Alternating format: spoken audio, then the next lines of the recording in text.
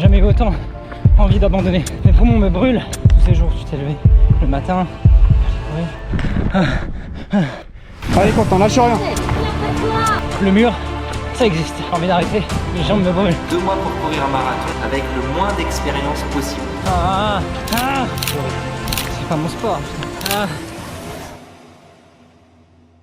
Yo l'équipe. Bon, comment j'en suis arrivé là, bordel de crotte? Eh bien c'est assez simple, mon cerveau a fonctionné de la sorte. Alors, la première connerie que j'avais faite, c'est que je m'étais inscrit à un trail de 25 km. J'ai donc couru ce trail de 25 km en 2h20, alors que de base j'étais déjà incapable de faire plus d'une heure de course à pied. Donc j'avoue que ça m'a pas mal motivé. Faut savoir que pour moi, courir plus d'une heure, je trouve ça long et chiant. Plus d'1h20 de course, j'en ai ras le cul. Et tout sauf fun, vraiment, c'est pas mon type d'effort. Personnellement, je préfère réellement aller soulever des grosses barres à la salle ou faire des watts de crossfit intenses, mais les efforts d'endurance, je n'aime vraiment pas ça. Mais cette année, j'avais envie de me lancer un défi de taille.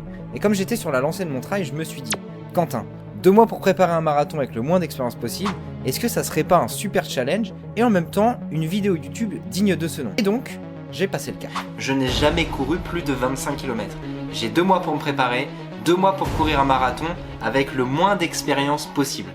J'espère que ça va le faire. Bon l'équipe, ça y est, je peux enfin vous tenir au courant. Ça y est, on a officiellement commencé la semaine numéro 1 de la prépa marathon, pour le marathon qui a lieu à Tours le 22 septembre, comme je vous l'avais annoncé sur mes différents réseaux sociaux. J'ai pas filmé la semaine dernière mes entraînements, en fait j'en ai eu 2. J'ai eu une séance de côte et j'ai eu une sortie longue à faire le dimanche. Mais en fait je vous l'ai pas présenté parce que je suis allé chercher mon programme le mercredi et j'ai commencé mon premier entraînement le vendredi. Là maintenant, à partir de là, vu que c'est la semaine numéro 1 officielle, je vous filmerai mes entraînements. Je vais essayer de vous les filmer un maximum. Je vais essayer aussi de vous les filmer pour que ce soit facile à regarder, que ce soit pas non plus trop long et pas trop répétitif, parce que bon bah quand on est en train de courir c'est assez répétitif. 8 semaines de préparation, en gros, à peu près. Je vais vous mettre ma prépa aussi à l'écran, ce que j'ai à faire. C'est très simple, j'ai entre 3 et 4 runs à faire par semaine. Avec ça, j'ajoute 3 séances de muscu, donc je suis à 7, écoutez bien, 7 séances par semaine. Donc j'ai vraiment intérêt à optimiser ma récup pour pas me blesser.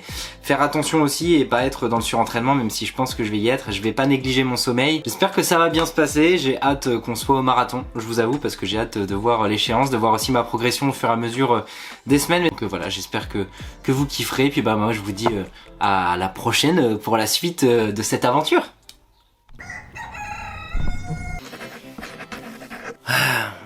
Bon l'équipe, il est actuellement 6h50 du matin. On est du coup sur le fractionné numéro 1 de la semaine numéro 1. 6h50, je viens juste de me réveiller, je vais aller prendre ma douche froide. L'idée, je vais aller courir à jeun.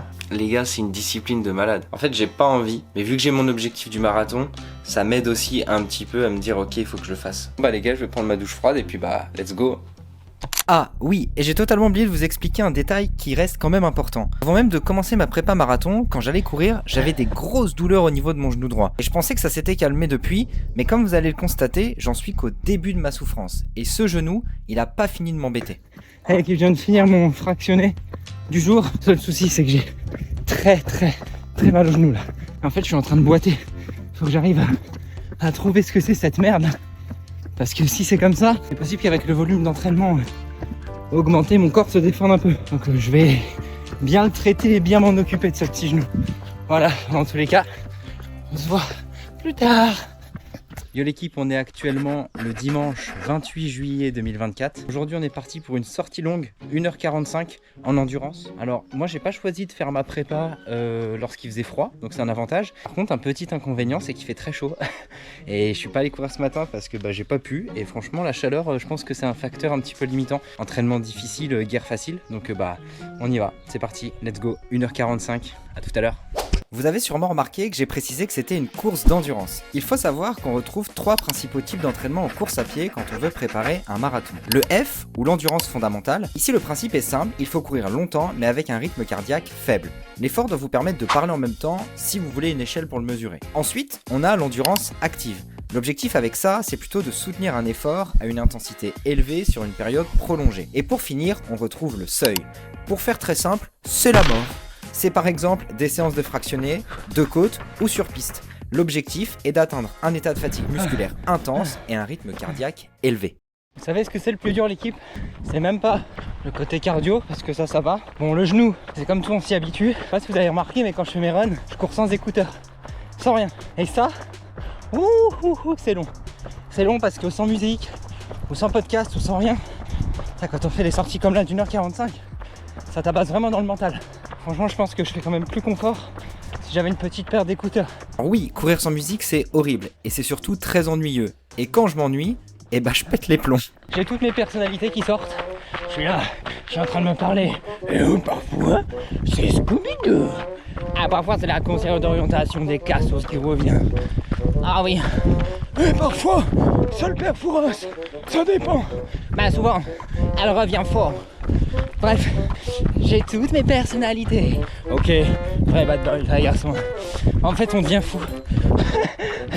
Mais bon, la vraie folie, c'est d'en manquer, non? Bon, l'équipe, on est à plus d'1h20 de course. J'en ai ras le cul. J'en veux plus. Je suis mort, la chaleur, ça m'a exténué. J'étais là dans ma tête. Je me suis dit, ouais, ça va le faire et tout. J'ai tellement envie de lâcher. Et je vais vous expliquer un truc. Les derniers kilomètres, c'est comme à la salle avec les dernières reps. C'est les plus importantes. C'est ces petits kilomètres en plus là, ce petit quart d'heure que je dois faire. Je m'étais dit, 1h30, je m'arrête. Ce petit quart d'heure que j'avais pas envie de faire, il va m'emmener au-delà de ma zone de confort. Elle va s'élargir. Et du fait qu'elle s'élargisse, je vais progresser. Donc c'est comme à la salle, comme les dernières reps, c'est important. Mais franchement, c'est dur. Très dur. Mais je me dis, si je ressens ça pendant le marathon, il va bien falloir que je déclenche l'étincelle en moi pour pouvoir aller chercher la fin de mon marathon. Ah là, c'est la même chose. Il faut que je déclenche cette petite étincelle en moi pour faire mes 1h45. Aucune putain d'excuse. Oh, ça me saoule quand même, mais il faut le faire. Alors voilà, ce type de run, c'est juste le début d'une longue série. On appelle ça des sorties longues. Personnellement, je les faisais le dimanche parce que la semaine, avec le boulot, c'était mission impossible pour moi. Mais pour cette sortie en particulier, j'avoue que j'ai mal géré. J'ai eu la brillante idée de partir en plein mois de juillet à 14h, sous une chaleur écrasante. Pas le meilleur timing, vous vous en doutez. À la fin, ça allait vraiment pas. Genre, vraiment, j'avais la tête qui tournait.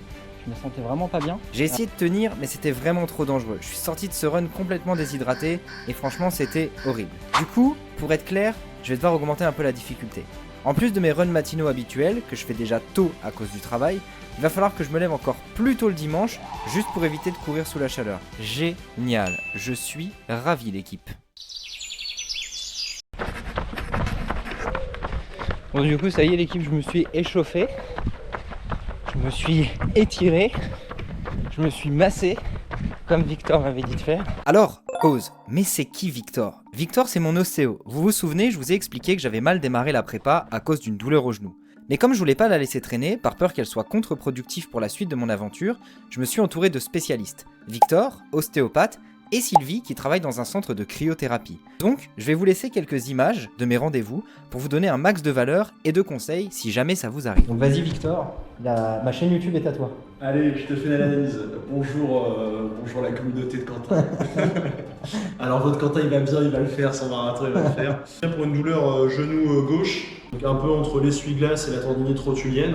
Dans le bilan, je vois que son bassin c'est ok. Il y a la cheville légèrement verrouillée, c'est pas flagrant. Mais la localisation de la douleur, moi ça me fait plutôt penser à une problématique de tendinite rotulienne. Bon, alors maintenant ce que vous voyez à l'écran, c'est ce qu'on appelle de la cryolocalisée. La cryolocalisée, c'est une machine à base d'azote qui vient cracher du froid sur une zone en particulier. Juste pour préciser, l'azote qui vient sortir sur la zone est à moins 120 degrés. Donc ouais, c'est un petit peu froid. Et pour l'avoir expérimenté et déjà testé plusieurs fois, je peux vous dire que c'est assez magique. Mais si vous voulez en savoir un peu plus sur le sujet, je vous invite à aller voir ma vidéo qui est disponible sur ma chaîne YouTube, que j'ai réalisée avec le centre de cryothérapie et Sylvie. Je vais lui poser quelques ventouses aussi pour stimuler la vascularisation sur les insertions musculaires proches de la rotule.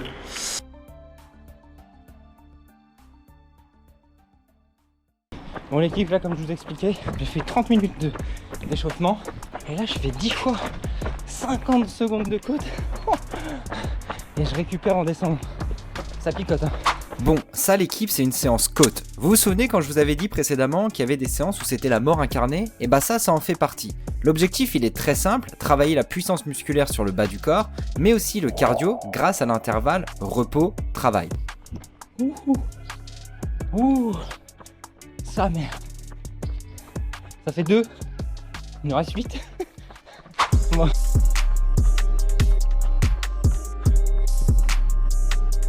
Mentalement c'est dur quoi.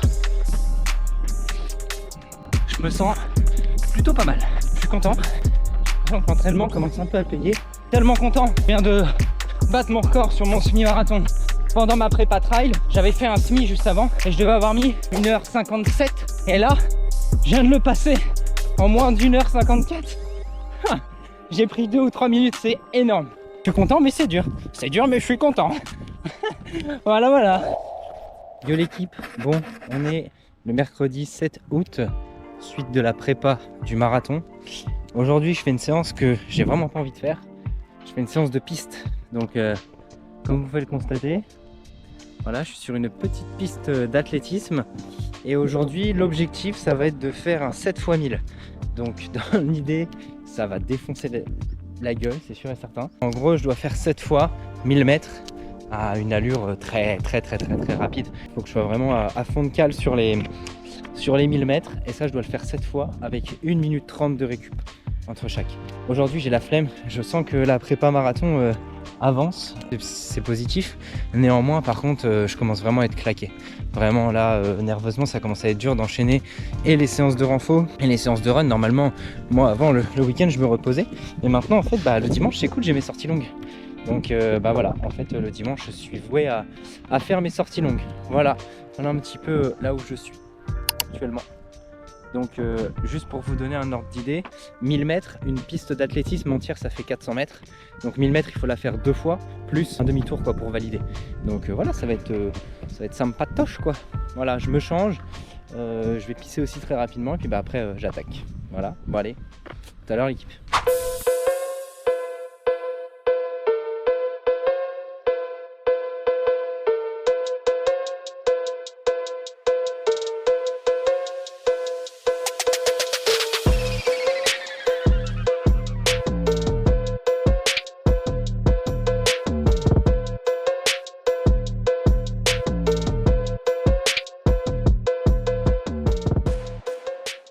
Échauffement terminé. Là j'attaque direct avec le 7 x 1000 mètres. En tous les cas, souhaitez-moi bonne chance. Allez, on y va.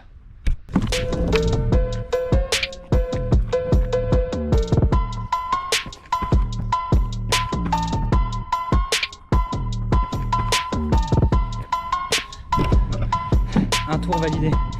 Il ne reste plus que 6. Voilà, 3,44. C'est pas mal. Alors maintenant que je vous ai présenté les principaux types de runs qui vont alimenter ma prépa marathon, donc les sorties longues et les séances de côte et fractionnées sur piste, il ne faut pas oublier les entraînements de muscu, haltérophilie et renfo en plus de ça. Mais aussi tous les autres runs que je vais pas vous présenter en détail, mais qui me permettent d'augmenter mon volume d'entraînement en course à pied. Donc après de nombreux runs, de nombreuses heures d'entraînement. Je crois que ça fait vraiment partie là des runs les plus durs de ma prépa. C'est simple, j'ai plus de jambes. Et de nombreux matins à me lever tôt, je commence à bien ressentir la fatigue. Mais surtout, je ressens la progression. Je suis content, moi j'ai encore pété mon PR au semi-marathon. J'étais à 1,49 la semaine dernière, je suis passé à 1,46. Et bonne nouvelle, mon genou c'est ok. J'ai plus aucune douleur. Mais on va avancer un peu dans le temps et vous allez pouvoir constater ma progression par vous-même.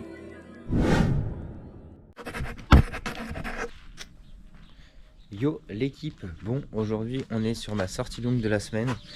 C'est officiellement la sortie la plus longue de toute ma prépa et ce sera l'une des dernières sorties aussi longues puisqu'aujourd'hui je dois faire 2h30 et là le marathon a lieu maintenant dans 21 jours exactement, voilà, parce que c'est le 22 septembre, aujourd'hui on est le dimanche 1er septembre, donc dans 21 jours exactement j'ai mon marathon.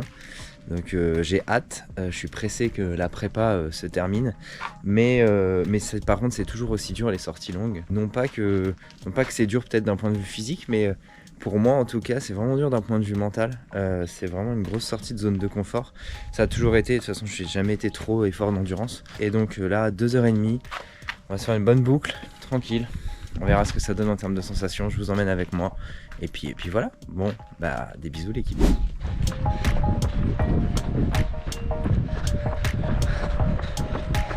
Petite endurance tranquille, un petit podcast des Rick Flag dans les oreilles. Ça y est l'équipe, je viens de terminer mon run, enfin.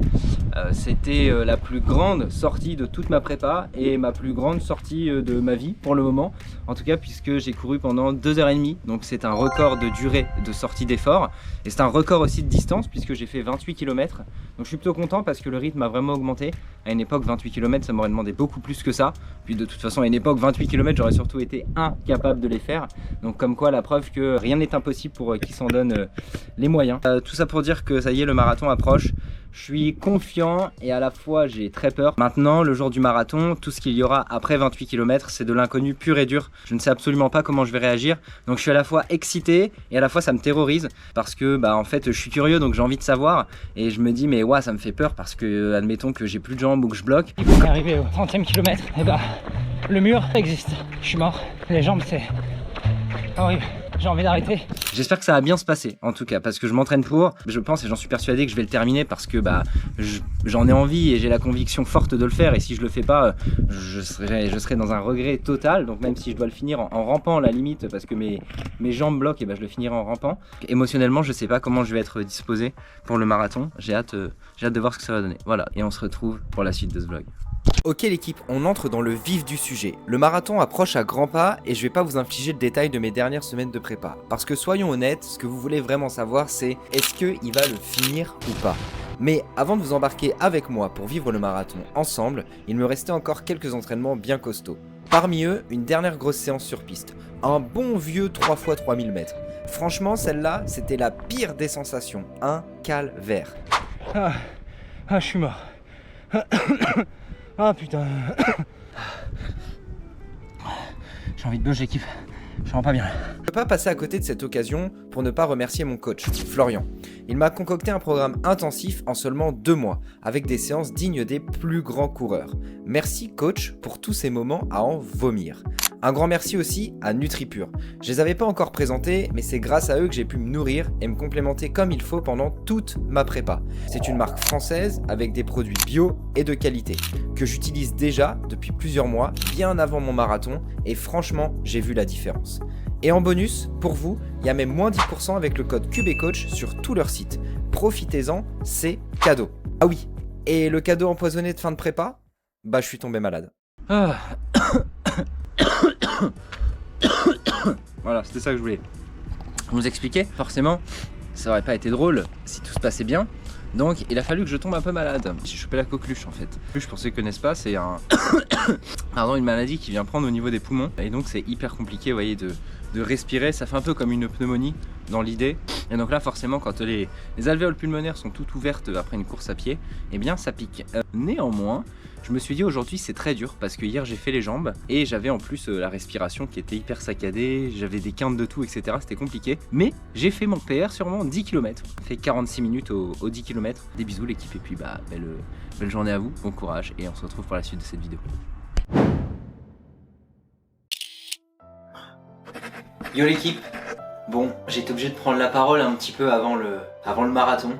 J'ai un peu peur, j'ai de l'inquiétude, vachement anxieux parce que je me suis mis des objectifs en tête de réussir ce marathon, de pouvoir franchir la ligne. Au début, je suis parti en me disant j'y arriverai jamais. Genre faire un marathon c'était impossible pour moi. Plus la prépa à l'avance, plus je me dis que finalement en fait je commence à caresser l'objectif du bout des doigts. Je commence à voir que ma prépa porte ses fruits. Je passais d'un objectif à 4 heures à me dire que je pouvais le faire en moins de 4 heures. Et au début j'étais en mode ça se trouve c'est impossible Quentin, tu vas jamais y arriver, tu sais quoi, désinscris-toi ou te présente pas au marathon, ça ira beaucoup plus vite. Et je me suis dit non les gars, c'est pas possible. Je peux pas ne pas le faire. Je vais le faire pour vous, je vais le faire pour moi, je vais le faire pour ma famille, pour mes parents, pour mes amis. Je vais le faire pour tous les gens qui croient en moi, tous ceux aussi qui croient pas en moi, pour vous prouver que vous allez voir les gars, on peut le faire. Rien n'est impossible pour celui qui se le permet. Ça c'est une réalité, c'est quelque chose que je vais défendre fermement dans mes prochaines vidéos, dans ma façon d'être, dans ma façon de penser.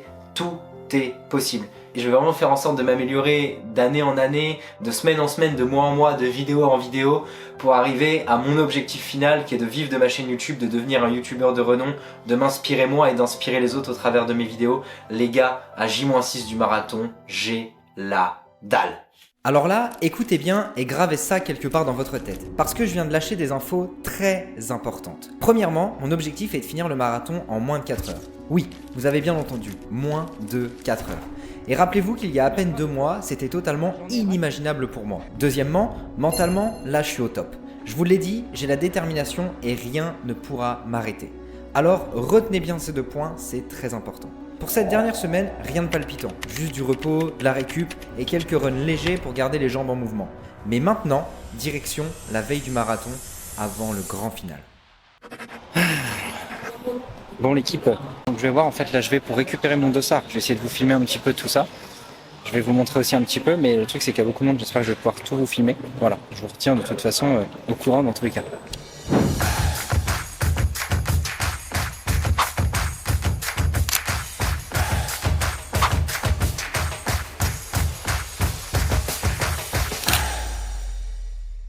Bon, l'équipe, je vais aller au lit après. Avant ça, je voulais vous montrer un petit peu tout le pactage. Grosso modo, on a dans un premier temps, je vous l'avais présenté, mais le dossard, hein, le plus important pour faire la course quand même. On n'en parle pas, mais c'est le plus important. Voilà, avec Cube et Coach.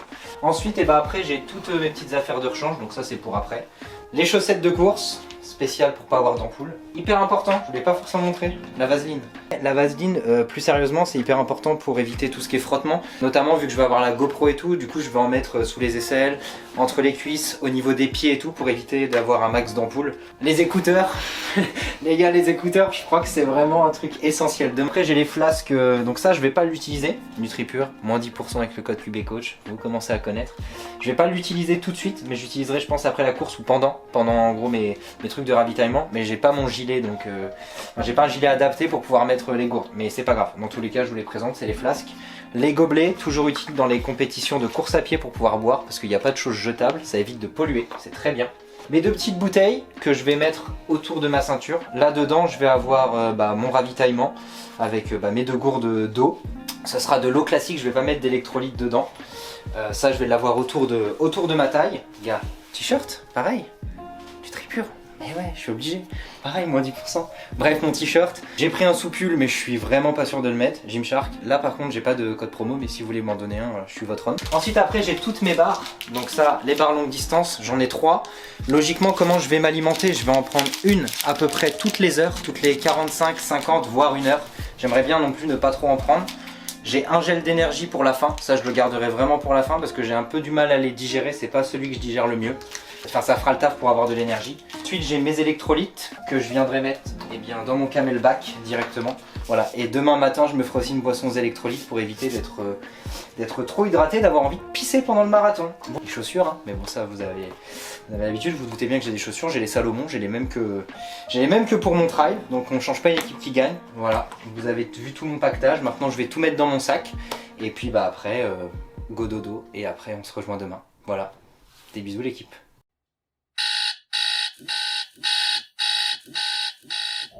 Après une nuit plutôt courte, on va pas se mentir, c'est le moment de passer aux choses sérieuses. Je prends un dernier repas, je règle les derniers petits détails, et oui, sans oublier un dernier passage aux toilettes, évidemment.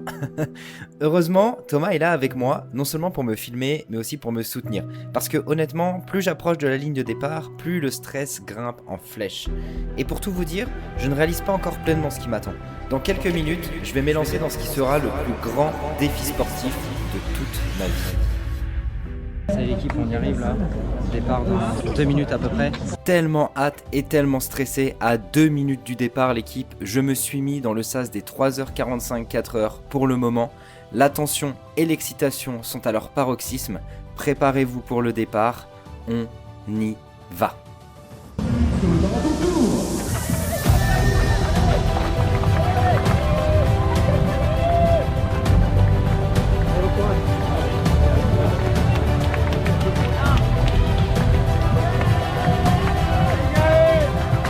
Bon, l'équipe, le départ a été hyper galère à filmer. En plus, mon dossard s'est détaché et impossible de ranger mon téléphone dans ma ceinture. Bref, un début un peu chaotique, j'avoue. Mais peu importe, on est lancé. Après 2 mois de préparation, il ne me reste plus qu'à affronter ces 42 km et à franchir cette ligne d'arrivée. Malgré ces petits problèmes techniques, pour le moment, je maintiens mon allure. Voilà, je me suis mis dans le sas 3,45. Maintenant, il n'y a plus qu'à faire le taf, comme on a toujours fait. Dans l'idée, de toute façon, c'est de tenir pour le moment le rythme jusqu'au 24-25, jusqu'à ce que je connais en fait. Et puis après, ce sera de l'inconnu et on verra ce que ça donne. Voilà, il y a un peu de monde là. Un peu de monde.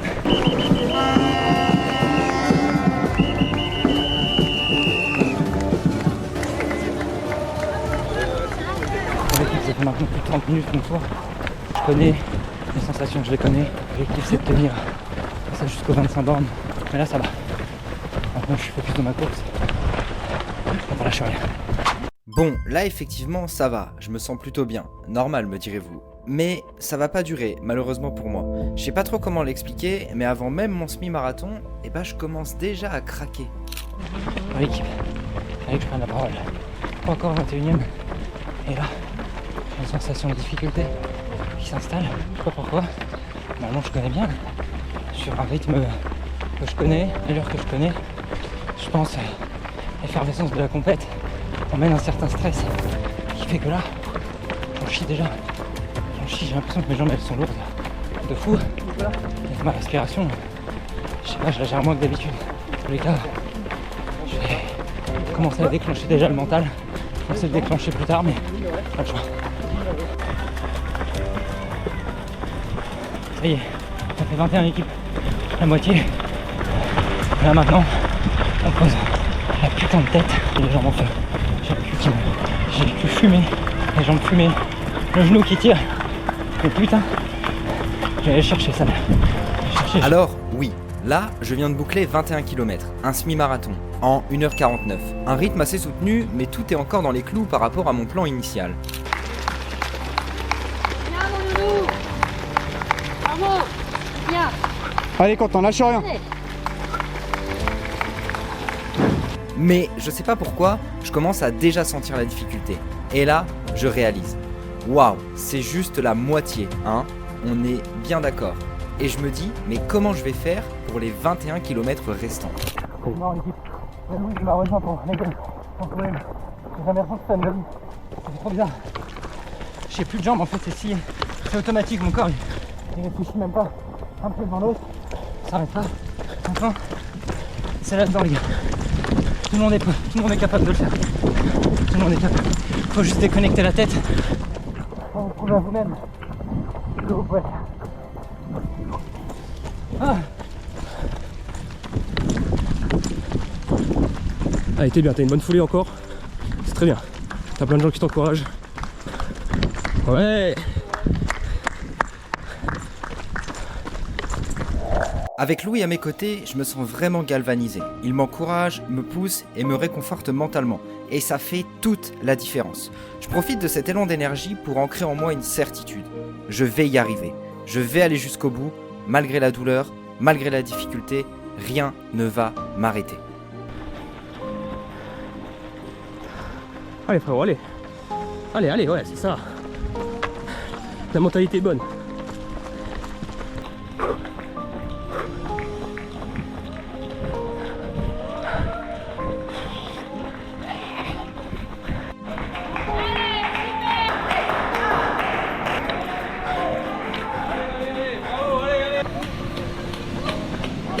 C'est bon l'équipe, on est arrivé au 30e kilomètre. Et bah, le mur, ça existe. Le fameux mur du marathon. Je savais qu'il m'attendait, mais quelque part, j'espérais que ce n'était qu'un mythe. Mais non, je me heurte à lui de plein fouet. Mon corps crie, chaque muscle brûle, mais il me reste encore une force, mon mental. Celui-là, il tient bon, il est là pour me porter jusqu'au bout, coûte que coûte. Et puis, j'ai pas le droit d'abandonner, pas maintenant.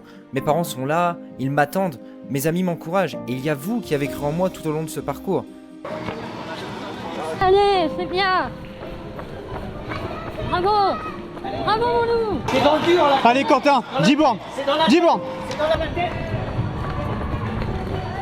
Alors je serre les dents et je me bats pour chaque pas, jusqu'à ce 34e kilomètre. Et là, à cet instant précis, je craque. J'ai jamais ressenti ça de ma vie l'équipe. J'ai jamais eu autant envie d'abandonner. J'ai jamais eu autant envie. Mais je peux pas me le permettre. Je dois le faire. Pour ma famille, pour mes amis, pour moi. Pour toi, Quentin, allez. Lâche pas mon ref, allez. J'ai plus de jambes. J'ai trop taffé dans les réserves. Je reprends après. Promis. Désolé l'équipe, je m'en veux. Mon mental il me lâche. J'arrive pas à aller le chercher, bordel de merde. C'est pas mon sport, putain. Ah, allez Quentin, putain. Bordel de merde, allez. Ah. Ah. Allez, pour vous, pour moi, allez. J'ai pris un sale mur. J'ai pris Désolé, j'arrive plus. J'ai plus la tête, je l'ai perdue là. Allez, bordel, tous ces jours tu t'es levé le matin, allez courir, toutes ces sorties longues. Allez, c'était pas en vain. Ta tête. Retrouve ta tête. J'ai honte de mettre ça sur YouTube, les gars. J'ai honte. Parce que je me dis que putain, je me suis entraîné pour. J'arrive pas. Désolé de faire vivre ça. Je marche, je cours, je marche, je cours, je marche. J'arrive pas, putain. À ce moment-là, je n'avais plus qu'une seule envie. Tout arrêter. J'étais épuisé, brisé. Mon mental, ce dernier rempart qui m'avait soutenu jusqu'ici, avait fini par céder. Je me retrouvais sans défense, complètement nu face à mes émotions. Une vague immense de désespoir me submergeait.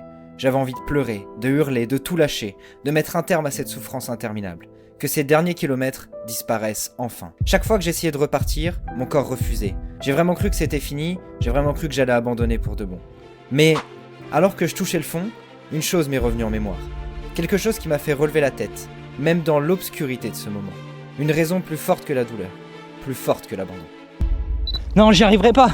Arrêtez, enlevez-vous ça de votre putain de cerveau, les gars. Très sincèrement. Enlevez-vous ça de votre putain de cerveau parce que je vous assure que vous êtes plus fort que vous ne croyez l'être. Vous avez au fond de vous cette petite flamme là. Elle mérite juste d'être attisée un petit peu. Et une fois que vous l'aurez attisée, vous comprendrez à quel point vous êtes fort. Et seulement à ce moment-là, vous vous direz putain, je suis fier de moi. Alors dans un ultime effort, porté par ce souvenir de mon passé, les acclamations de la foule et le soutien de mes proches, j'ai décidé de lâcher mes dernières forces pour me remettre à courir. Allez, on est bientôt arrivé. J'ai marché. Très bien, très bien. Allez. Très bien. C'est dans la tête. Allez. Allez, Allez, mon je vais le faire frère, tout seul.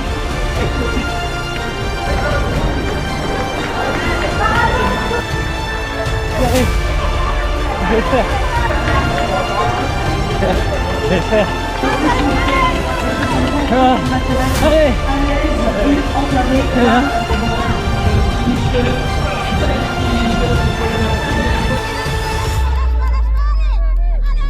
Et enfin, je réalise. Je réalise que j'ai réussi. Réussi à franchir cette ligne d'arrivée.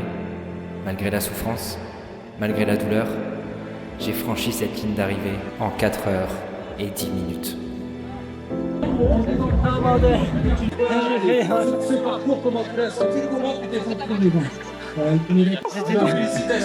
J'ai jamais fait un truc aussi dur de ma vie. Je l'ai fait. J'ai marché. J'ai marché. J'ai voulu abandonner. J'ai pas abandonné. Retenez bien ça. Même si c'est dur, les vrais. Même si c'est dur. Jamais abandonné. Step by step. Et on peut y arriver. Je croyais que j'allais jamais le faire de ma vie. J'ai réussi un marathon. Je l'ai fait en moins de 4h15. C'est pas le temps que j'espérais, mais je l'ai fait.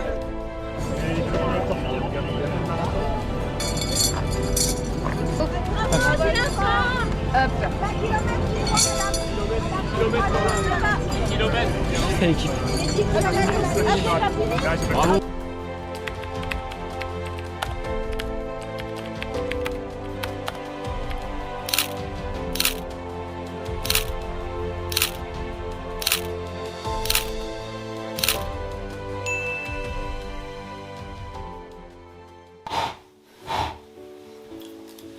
Bon, ça y est l'équipe, ça fait maintenant officiellement plus de 24 heures que je suis marathonien. Et ouais, ça y est, enfin. Et je voulais revenir un petit peu sur cette course, et notamment sur un événement en particulier, parce que c'est une sensation assez bizarre. En fait, ce qui s'est passé, c'est que j'ai été submergé par énormément d'émotions, vraiment beaucoup d'émotions. Je suis passé par la colère, la joie, la tristesse, le bonheur. Je suis passé par tellement d'émotions que, en fait, quand je suis arrivé à la ligne d'arrivée, j'ai vraiment craqué un peu. J'étais vraiment en mode ça y est, j'en peux plus.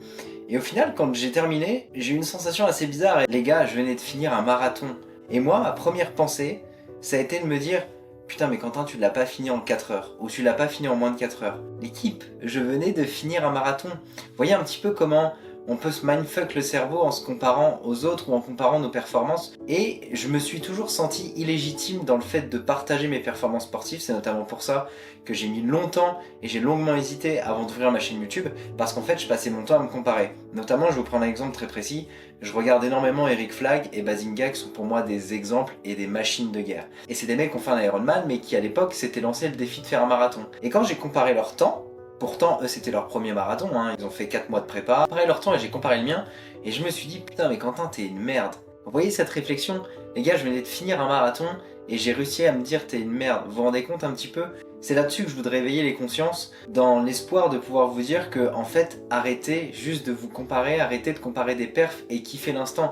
Les gars, ça m'a appris tellement de choses, ce marathon. Le plus important, c'est pas la destination, c'est le voyage. Je vous le répète, c'est hyper important. Ça veut dire que, à partir du 34e kilomètre, j'avais qu'une envie, c'était d'abandonner. Qu'une seule envie, c'était d'abandonner. Et je l'ai pas fait. J'ai pas abandonné, je suis allé jusqu'au bout.